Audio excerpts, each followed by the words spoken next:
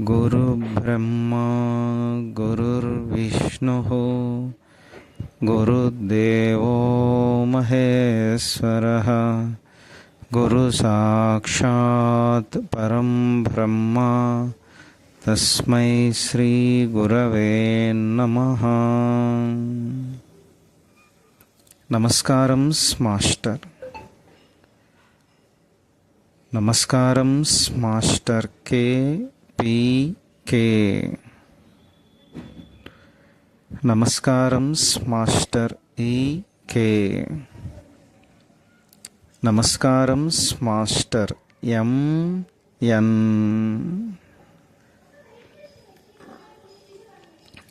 నమస్కారం master CVV.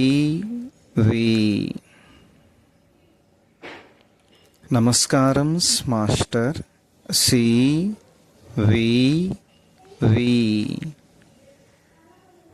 నమస్కారం master CVV to your lotus feet.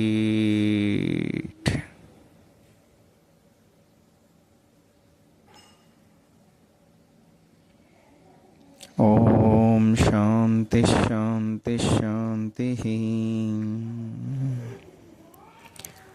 సోదర బృందానికి నమస్కారాలు। ఇంతవరకు మనం శ్రీమద్భాగవతం రహస్య ప్రకాశం దశమస్కందం పూర్వభాగంలో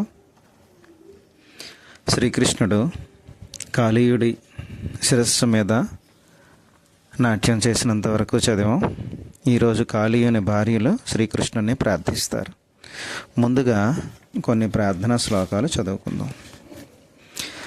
ఒక సూర్యుండు సమస్త జీవులకు తానొక్కొక్కడై తోచు పోలిక, ఏ దేవుడు సర్వకాలము మహాలీలన్ నిజోత్పన్న జన్య కదంబంబుల హృత్సరోరూహములన్ నానా విధానూన రూపకుడై ఒప్పుచునుండు అట్టి హరిని నే ప్రార్థింతు శుద్ధుండనై।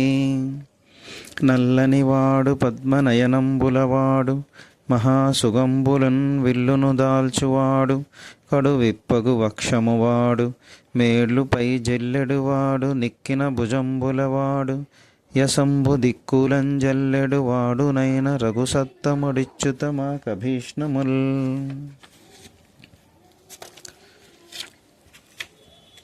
చక్రి చింతలేని జన్మంబు జన్మమే తరల సలిల బుద్భుదంబుగాక, విష్ణు భక్తి లేని విబుధుండు విబుధుడే పాదయుగముతోడి పశువుగాక।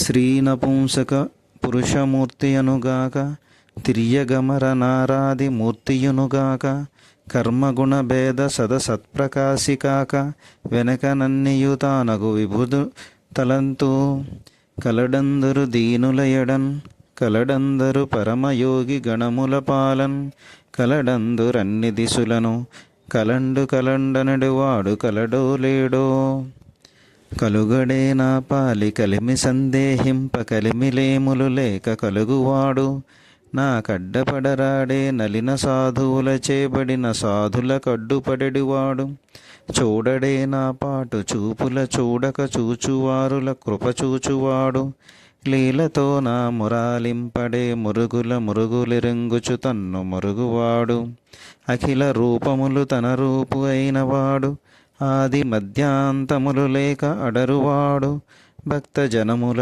దీనుల పాలివాడు, వినడే చూడడే తలపడే వేగరాడే।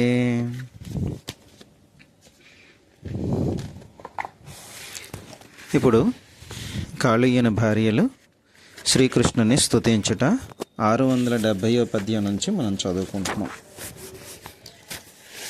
ఇట్లు గోపాలకృష్ణుని కఠినమైన పాదముల దెబ్బల చేత పడగలన్నీయూ చితికి విచ్చిపోయి ఉండగా కాళీయుడు చచ్చిన వాని వలె నీటిపై పడి ఉండెను. ఆ స్థితిలో భర్తను చూచిన అతని భార్యలు దుఃఖముతో పరిగెత్తుకుని వచ్చిరి.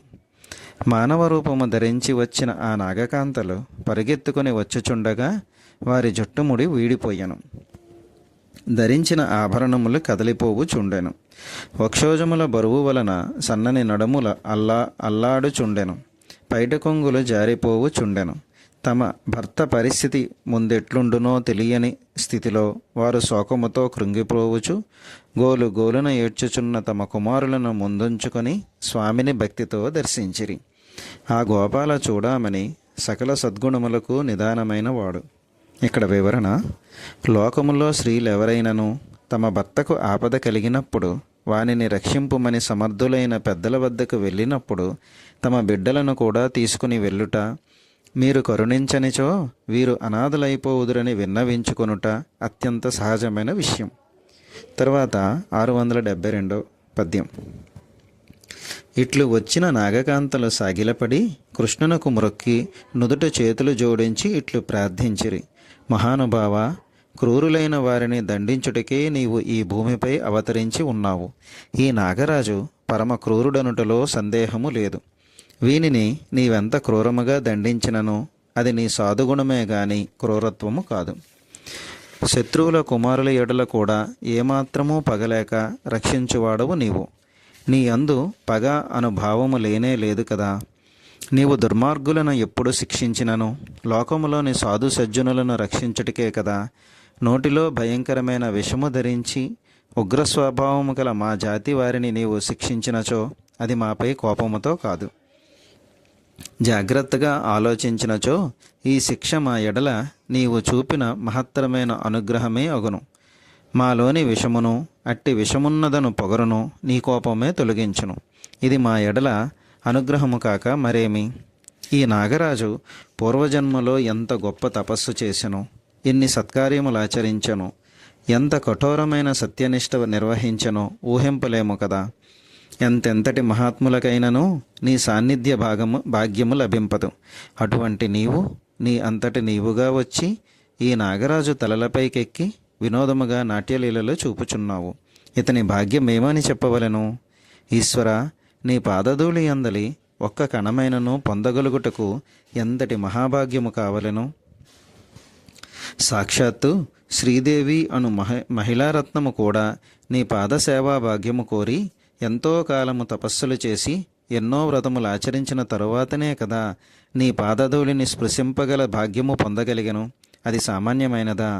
ఆ మహానీయ పాదధూళిలోని ఒక్కొక్క కణము ఉజ్వలమైన కాంతితో తేజరిల్లుచుండును.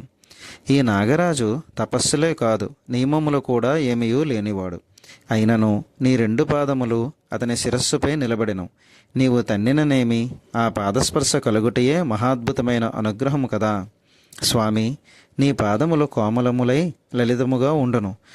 అటువంటి పరమ పవిత్రములైన నీ పాదముల యందలి ధూళి లభించుట అనగా ధన్యత మరి ఏ పదవి వలననూ లభింపదు. నీ పాదధూళి సౌభాగ్యము పొందగలిగిన ధన్యులకు చక్రవర్తి పదవి అక్కరలేదు.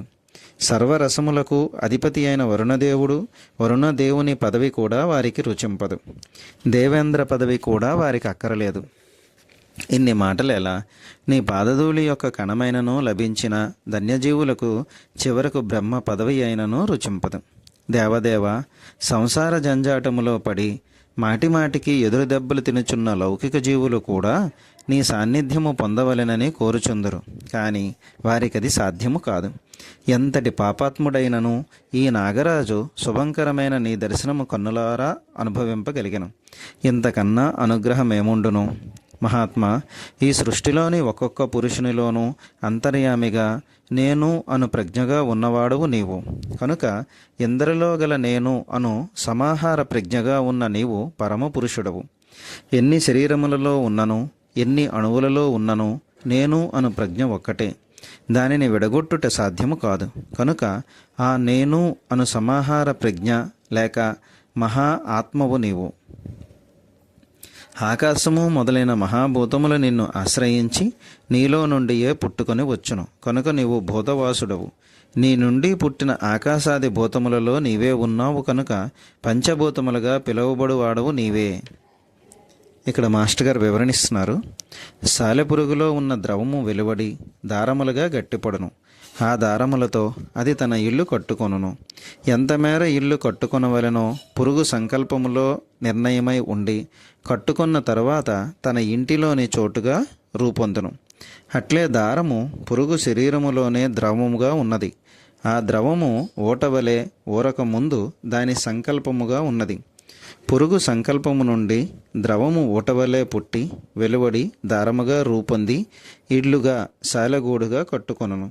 సంకల్పములోను ఊరుటలోను ద్రవములోను దారములోను ఇంటిలోని ఉన్నది సాలెపురిగే. ఇది మహా ఆత్మ. ఇంటిలోని అన్ని భాగములలోనూ ఉన్నది పురుగే కనుక పరమపురుష తత్వం. ఇంటిలోని చోటు ద్రవము దారము ఇంటి శిల్పము అనగా డిజైన్ మొదలైనవన్నీ సాలెపురుగునందు ఆశ్రయించి ఉన్నవి కనుక ఇది భూతవాసత్వం.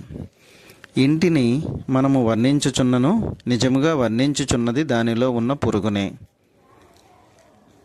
తర్వాత పద్యం. దేవా, బ్రహ్మదేవుని మొదలు దేనికైనా కారణమున్నది కానీ నీ ఉండుటకు కారణము లేదు. కారణము అను తత్వమునకే అతీతుడవైన వాడవు గనుక నీవు పరమాత్ముడవు. అన్నిటికీ అతీతమైన నేను అను ప్రజ్ఞగా ఉన్నవాడవు. జ్ఞానము విజ్ఞానము అను రెండు తత్వములను నీయందు నిండి ఉన్నవి. త్రిగుణములు నీ నుండి పుట్టునే కాని అవి నిన్ను అంటుకొనవు కనుక నిర్గుణుడవు. నేను అను ప్రజ్ఞ బయటకు ప్రసరించి ఇతరము ఆబ్జెక్టివిటీ అను దానిని చూచినప్పుడు అది వేరొక తత్వముగా మారును. ఇది వికారము అనబడను. కానీ నీ ప్రజ్ఞ నీవుగానే ఉండును కనుక నువ్వు నిర్వికారుడవు. జ్ఞాన విజ్ఞాన పరిపూర్ణత్వము నిర్గుణత్వము నిర్వికారత్వము అను లక్షణములు గలది బ్రహ్మమని చెప్పుదురు కనుక బ్రహ్మము అను పరతత్వము నీవే. ప్రకృతిని నీవు చైతన్యవంతము చేసి నడిపించుచుందువు కనుక ప్రకృతిలో ఉన్నవనుకున్న శక్తులన్నీయూ నీయందే ఇమిడి ఉన్నవి కనుక అనంత శక్తి స్వరూపుడవు నీవు. అంతేకాదు ప్రకృతి నిన్ను ప్రభావితము చెయ్యజాలదు కనుక ప్రకృతికి అతీతుడవు లేక అపాకృతుడవు. కాలచక్రమును త్రిప్పుచుండువాడవు కనుక కాలపురుషుడవు నీవు. కాలమును శక్తి నీ యందు ఆశ్రయించి ఉన్నది కనుక కాలము యొక్క నాభము కేంద్రము నీ యందున్నది కనుక నీవు కాలనాభుడవు. ఈ విశ్వములోని సృష్టి అంతయు పుట్టుట బ్రతికి ఉండుట అంతరించుట అనే 3 స్థితులను కాలము యొక్క అవయవములు వానిని చూచుచు అతీతుడిగా ఉన్నావు కనుక నీవు కాలావయవ సాక్షివి. అట్టి నీకు నమస్కరించుచున్నాము. ఈ విశ్వమే నీవు. దీనిని సృష్టించువాడవు నీవు. నీ సృష్టికి కారణము కూడా నీవే. ఈ విశ్వసృష్టియే నీవైనను దీనికి అతీతముగా ఉండి దర్శించు సాక్షివి నీవు. మానవులలో చోటు గాలి వేడి ద్రవము ఘనపదార్థము అను 5 భూతములు, శబ్దము స్పర్శ రూపము రుచి వాసన అను 5 తన్మాత్రలు, వినుట స్పర్శ తెలియుట చూచుట రుచి చూచుట వాసన చూచుట అను 5 జ్ఞానేంద్రియములు, మాట్లాడు శక్తి చేతులు కాళ్ళు విసర్జన శక్తి గర్భధారణ అవయవములు అను 5 కర్మేంద్రియములు, వీనిని పనిచేయించు ప్రాణము మనస్సు చిత్తము బుద్ధి అను తత్వములుండును. వీనికన్నిటికీ ఆత్మవై నీవున్నావు. సకల పరిపూర్ణమగు నీ తత్వములో నుండి కొన్ని అంశాలను వేరుపరచి జీవులుగా విడుదల చేసి వారికి త్రిగుణములను అంటించుచున్నావు. నీవు ఎట్టి ఆనందానుభూతిని అనుభవించుచున్నావో అట్టి అనుభూతినే నీ నుండి వెలువడిన జీవాత్మలకు కూడా కలిగించుటకు నీవిట్టి లీల చూపుచున్నావు. 3 విధములైన అహంకారములచే నీవు మాత్రము మరుగుపడకుండా వెలుగుచున్నావు. నీ తత్వమునకు అయిపోవుట ఉండదు. నీవు సూక్ష్మస్వరూపుడవు కనుక నీ కాంతిని దర్శించుట ఇతరులకు సాధ్యము కాదు.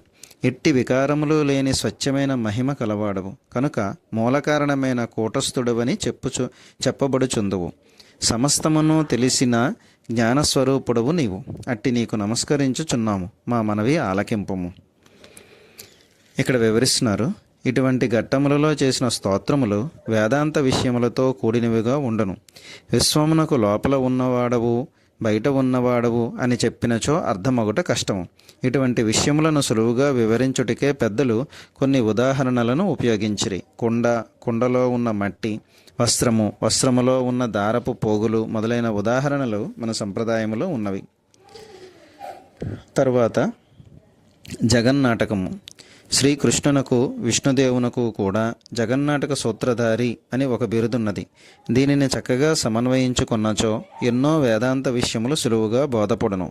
ఒక కవి ఒక నాటకమును రచించి తానే నిర్వహించి ప్రదర్శించినప్పుడు ఏమి జరుగుచున్నది? ఏదో ఒక క్షణములో ఒక నాటకము మెరుపు మెరిసినట్లు అతని మనస్సులో భాషించును.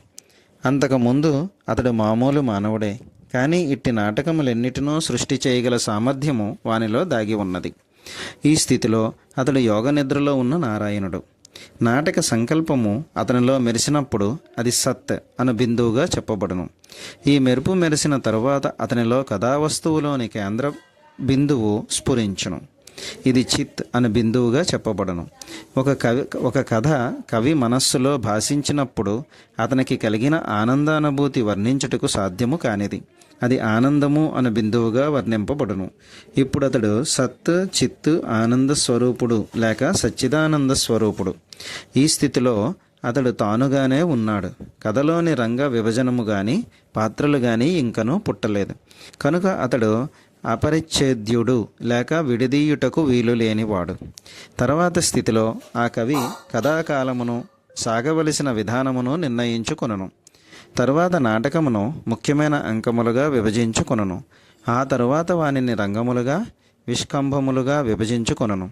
కథలోని పాత్రలు ఎవరుండవలెనో వారి స్వరూప స్వభావములు గుణగణములు ప్రవర్తనా విధానమును నిర్ణయించును.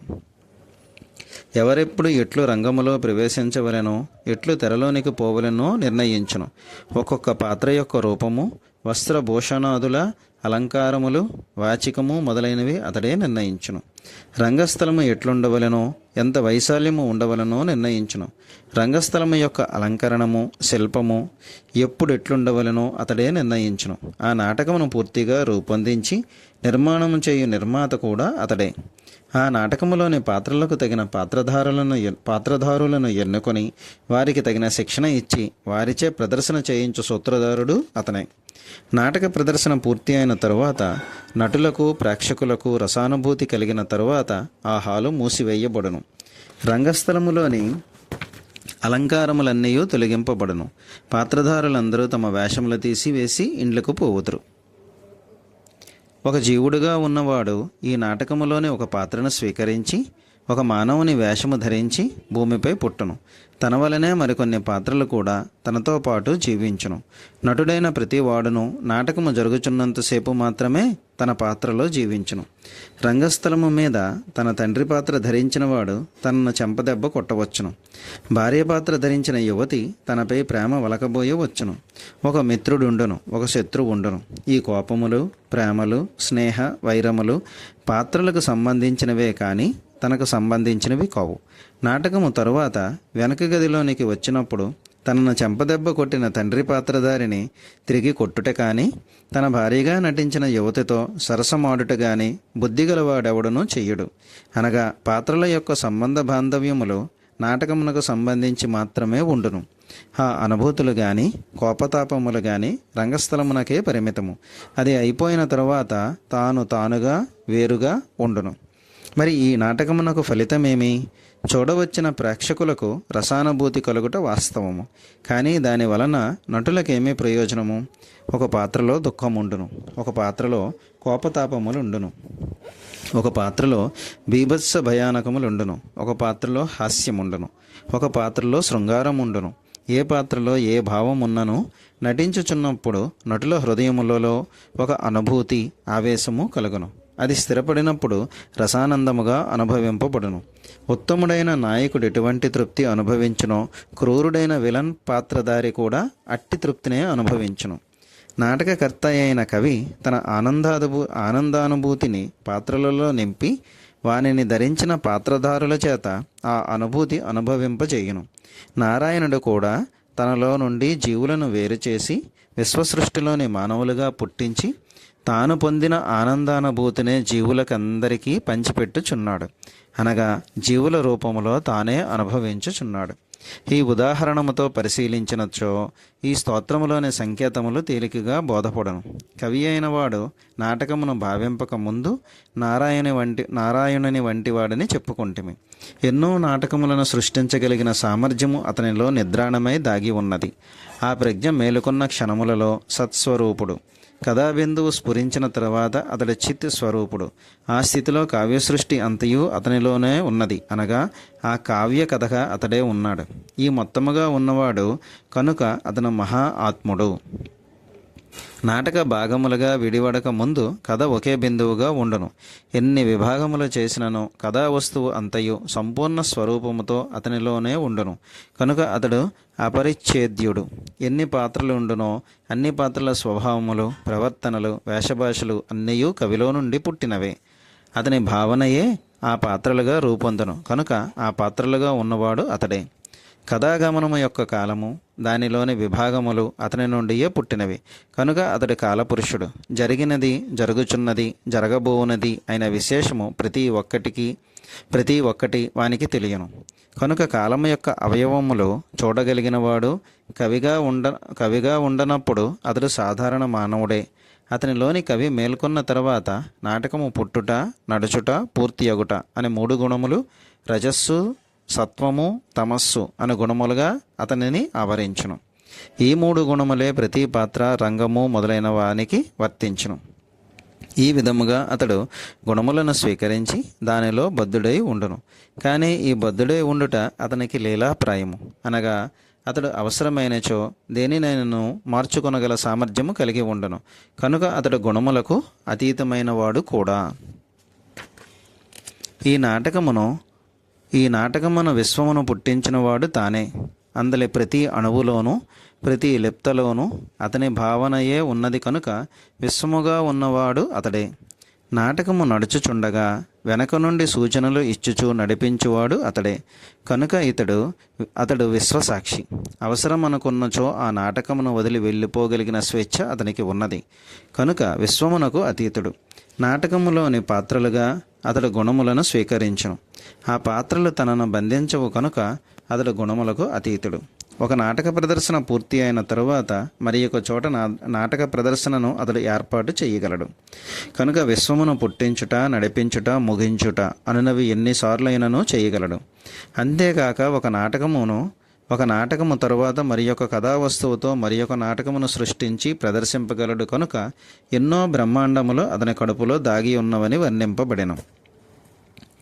ఇటువంటి నాటకములు ఎన్నో రచించుచు ప్రదర్శించుచుండగా ఎప్పుడో ఒకసారి తాను కూడా నాటకములో ఒక పాత్ర ధరించవచ్చును.